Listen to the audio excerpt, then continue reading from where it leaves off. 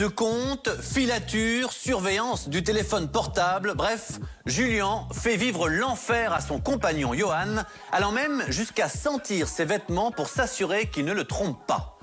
Une situation évidemment extrême qui met aujourd'hui ce jeune couple en péril. À bout, Johan ne voit qu'une issue pour sauver son union, que Julien consulte un spécialiste et qu'il change radicalement de comportement. Tu rentres à la maison. Allez, lâche-moi, c'est bon là, tu rentres. Dépêche-toi. Non. En plus, la porte de la maison elle est ouverte là. Bah, t'avais qu'à pas la laisser ouverte, personne t'a dit de descendre. Déjà, je t'ai pas demandé de me suivre. Alors, t'es gentil, tu rentres. J'ai pas besoin de toi. Non, je fais ma life. Laisse, je reviendrai. Tu fais ta life. Ouais, je fais ma life. Bah, casse-toi. Ouais. C'est Ponari, coach en développement personnel, qui les accueille. Merci. Et dès les premières questions, elle évalue l'ampleur de la jalousie de Julien. Depuis quand, à peu près, vous situez l'augmentation de la jalousie? Ça fait à peu près 13 mois. Au bout du deuxième mois de la relation. Ouais. Au bout de 2 mois? Et elle se manifeste de quelle manière? En fait, il m'accuse de choses que je ne fais pas. Ah, Voilà. ça c'est souvent la jalousie qui est traduite par une peur d'abandon. C'est donc un désir de fusion, de fusionner avec l'autre en permanence pour ne pas avoir cette peur du rejet ou d'abandon dans le couple. Ouais, c'est ça. La jalousie, la base de la jalousie, c'est le manque de confiance en soi. Si on ne s'aime pas, on ne peut pas être rassuré par rapport à l'autre. Il faut se rassurer par rapport à soi et se dire que on s'aime, donc on peut aimer l'autre, on peut le laisser respirer. Parce que dans une relation, il faut aussi donner la place à l'autre. En confiance, Julien va même finir par ouvrir son cœur. S'il n'y a pas une scène de jalousie, ben, j'ai l'impression qu'il y a une chose qui manque à la journée, en fait. Parce que, en fait, vous ne vous sentez pas exister à travers l'autre. Donc vous créez des problèmes, on appelle ça des problèmes qui sont un peu imaginaires pour pouvoir attirer l'attention de l'autre. Donc je ne sais pas comment vous le vivez, vous. Très mal. Et comment vous lui répondez face aux crises de jalousie? Bah, des fois, j'essaye d'aller un peu dans son sens à lui. Alors, quand il me prend la tête, je le rassure. Et s'il insiste, après, je lui dis oui, t'as raison. Tu as raison.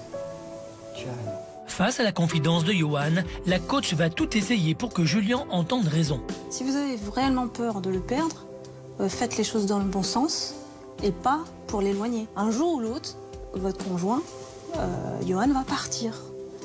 Donc il faut rentrer cette donnée en vous et faire des actions nécessaires pour vous maîtriser. Oui, mais après, moi, j'ai dit, moi, je suis prêt à faire des efforts. Mais si lui aussi, il en fait, il vient un peu plus vers moi. Non, c'est pas que je ne vais pas vers lui, c'est que je viens difficilement vers lui, étant donné la méchanceté qu'il dégage. donne envie. Voilà. Malheureusement, vous êtes l'objet de sa souffrance. Il faut vraiment que dans le quotidien, il faut mettre de l'eau dans son vin, comme on dit. D'accord. Pour finir cette séance, moi, je vous propose tout simplement de faire un gros câlin tous les deux et de faire un véritable geste d'amour l'un envers l'autre. La prise de conscience de Julien est un premier pas. Et pour le couple, c'est un nouveau départ. Julien et Johan, bonjour. Bonjour. Soyez les bienvenus. Merci. Vous arrivez de l'Est, c'est ça, de l'Est de la France? Chaumont. Chaumont, absolument. Bah, écoutez, soyez les bienvenus. Merci d'être avec nous. Alors, on va parler évidemment de votre cas, surtout du vôtre, Julien, car vous êtes un vrai personnage. Vous avez 19 ans et vous vivez votre première grande histoire d'amour, donc avec Johan, rencontré il y a plus d'1 an et demi maintenant. Seulement, voilà, on l'a vu donc dans le sujet, votre jalousie maladive met votre couple en péril au point que Johan vous a menacé de vous quitter si vous ne changiez pas. Donc voilà, on a terminé de tourner. Aujourd'hui, on aimerait savoir un petit peu où est-ce qu'on en est. Notamment, je commence avec Johan. Peut-être, est-ce que Julien a changé? Oui, il a changé. Il s'est calmé. C'est vrai, il s'est calmé? Il a eu peur que je pire, le c'était quitte. pas possible après. Hein. Ouais. Il s'est calmé. Donc, c'est-à-dire que si on y va un petit peu dans l'ordre, est-ce qu'il arrête de vous appeler 10 fois par jour? C'est ça. Et on est passé à 8,5 ou franchement, Non, vous laisse il vivre? m'appelle 2 ou 3 fois. Parce qu'on rappelle que dans le sujet, vous ne travaillez pas. Oui. Là, je crois que la bonne nouvelle, c'est que vous avez trouvé un emploi. Oui. Et vous commencez même demain. Oui. Donc, parfait. Mais à l'époque, vous ne travaillez pas, donc forcément, vous étiez toute la journée dans l'appartement et vous appelez 10-12 fois pour vérifier qu'il n'y avait pas quelqu'un dans l'appartement. Vous n'étiez pas sur un site coquin. Exactement, ouais, c'est ça. Et voilà, donc aujourd'hui, il appelle plus du tout? Non, il appelle 2 ou 3 fois. 2-3 fois, hein, c'est déjà pas mal. Est-ce que lorsqu'il rentre, il inspecte toujours les vêtements, il vous sent dans le cou pour voir s'il n'y a pas l'odeur de quelqu'un d'autre, il va pas dans la salle de bain voir s'il n'y a pas un cheveu qui serait pas un des siens? Non. Bref, c'est fini ça? Il vient vers moi, il me fait mon câlin. Oui, mais c'est faux ça. Il fait le câlin, vous vous doutez bien que le câlin c'est pour sentir? Non? Ou pas. Est-ce que vous le faites encore ça du coup, Julien? Plus du tout? Non. Non, franchement, honnêtement, maintenant, ça me vient plus à l'esprit. Hein, non. Ah bon? Non. C'est-à-dire qu'aujourd'hui vous lui faites confiance? Ouais, oui. Oh, ben, des fois, il sort. Non. Tout ça, ouais. Tu sors tout seul, comme ça, sans autorisation, sans laisse, rien du tout. Bah dis donc. Par contre, quand c'est le contraire, attention, ouais. Ah non, je suis en train de plus comprendre. C'est Johan qui est devenu jaloux? Bah, plus maintenant. Un petit peu. C'est vrai? Ouais. C'est incroyable, ce sujet est tellement vrai. C'est-à-dire que maintenant, c'est exactement l'inverse. Quand il sort, vous, ça vous agace un petit peu, vous essayez de savoir où il va et avec qui, vous l'appelez plusieurs fois par jour? Non. Non. Mais j'aime bien quand même savoir où il va. Eh ben dis donc. Alors Julien, vous vous disiez dans le sujet, je ne lui fais pas confiance. Si je pouvais, je l'attacherais. Mais c'est bien d'avoir conscience que c'est pas possible. Il y a des lois en France. Mais moi, ce que j'aimerais comprendre, c'est... Alors, il y a des choses qui ne sont pas forcément dites dans le sujet, mais je crois que vous avez déjà été marié, c'est ça, Johan? 2 ans. Oui. Parce que vous avez 35 ans, en fait. Oui. Et vous 19. On vous refera pour les cougars, hein, un jour dans un autre sujet, on vous refera revenir, il n'y a pas de souci. Donc vous avez déjà été marié. Oui. Et j'imagine, la précédente union, est-ce que vous aviez trompé votre partenaire? Est-ce que vous étiez un couple libre? Non plus. Non. Donc il n'y avait rien qui pouvait indiquer qu'éventuellement vous seriez infidèle? Ah non. Donc, Non, moi, quand j'aime, j'aime. D'accord. Est-ce que vous aviez conscience, Julien, quand même, qu'en agissant comme ça, c'est tout le paradoxe de la situation, c'est que plus vous essayez de vous approcher de lui, et plus vous étiez en train de vous en éloigner, parce que lui ne supportait plus la situation? Non, ça nous fatiguait, nous deux. Même moi, ça me fatiguait. Et des fois, hein, je m'en remettais en question tout seul. Je me disais, c'est... Même pour moi, hein, c'était pénible. Hein. Mais c'était plus pour lui. En fait, il s'énerve parce que je me rabâchais. Hein. Ah oui, non, on a bien vu. Hein. Donc... Puis on a bien vu ce que dit la coach, c'est que vous arrivez à créer vous-même des situations de prise de tête pour finalement attirer un petit peu l'attention. Elle me disait que ce que je lui reprochais, c'est quelque chose que moi je serais capable de faire. Elle m'a dit. C'est souvent le cas en général. Mais elle explique que c'est un petit peu le manque de confiance en vous qui crée cette jalousie, la peur de l'abandon. Cette peur de l'abandon, par exemple, elle vient d'où, si jeune? Est-ce que ça a été difficile avec vos parents? Est-ce que vous avez été, je sais pas, comment est-ce qu'on peut expliquer ça? Et il arrivait à un moment où c'est vrai que j'étais un peu à la dérive. Hein. Je rentrais pas chez moi pendant 1 mois ou 2. Et Ah oui. Quand je l'ai rencontré, j'ai eu une situation. J'ai trouvé le travail. Ah, vous étiez un peu fugueur, vous étiez perdu dans votre tête au moment où vous l'avez rencontré, en fait. Lui, oui, il m'a posé. Hein.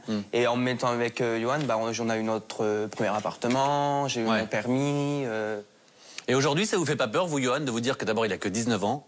C'est une première histoire, donc forcément, il n'a pas de repères, tout est encore un peu fragile. Et puis cette jalousie qu'il avait, qui était un peu maladive il y a 1 an, même si aujourd'hui, elle s'est un peu atténuée, tout ça, c'est quand même en lui. Donc quand je vois que vous allez vous marier, en tous les cas, c'est la promesse qui a été faite à la fin du sujet, est-ce que vous allez vous marier? Oui. Ah oui, quand? Le 7 mars. Le 7 mars? Oui. Ah bah écoutez, voilà, la date est prise. Faut que je regarde si je suis libre. Moi, dis donc, cette date-là, je vais prendre mon... L'invitation est lancée. Hein. Ah bah écoutez, j'espère bien, franchement. Karine Le Marchand est invitée dans son émission pour les mariages d'agriculteurs. J'espère que je serai invité, moi aussi, pour les mariages dans Tellement Vrai. Plaisir. Le bouquet. Bah écoutez, avec beaucoup de plaisir. Ce qui est sûr, c'est que donc, est-ce que ça vous fait pas peur, comme ça, de vous marier avec un garçon si jeune, mais au-delà de l'âge, qui était très jaloux et finalement, il y a eu peu de temps entre le moment où il dit avoir changé et l'expérience aujourd'hui?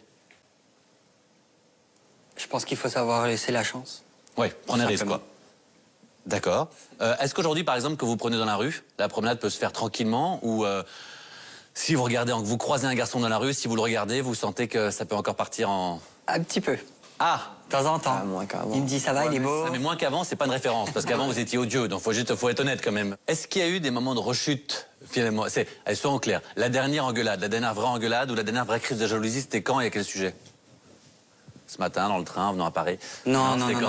Avec le contrôleur. Il m'a donné mon billet, je lui ai fait de l'œil. C'était une fois, on s'était disputé, parce que je voulais le séparer à cause de toutes les prises de tête qu'on avait. Ouais. Et en fait, il a contacté une autre personne dans mon dos. Et voilà. Bon. Et aujourd'hui, si Johan veut prendre un verre avec un ex, c'est bon, c'est OK? Oh non, c'est mort. Non, mais c'est mort. Peut-être pas exagérer non plus. Hein. Ouais, on verrait, ça serait moi, tiens. Et dans l'autre sens, il veut prendre un verre avec un ex? Bah non, mais moi j'en ai pas, donc... Ah bah... Non, mais vous avez eu des petites histoires quand même. Alors avec un plan, on va dire, il veut prendre un verre avec un plan. Ça passe? Non, interdit. Non. Interdit. Bon, bah ça va quand même finalement.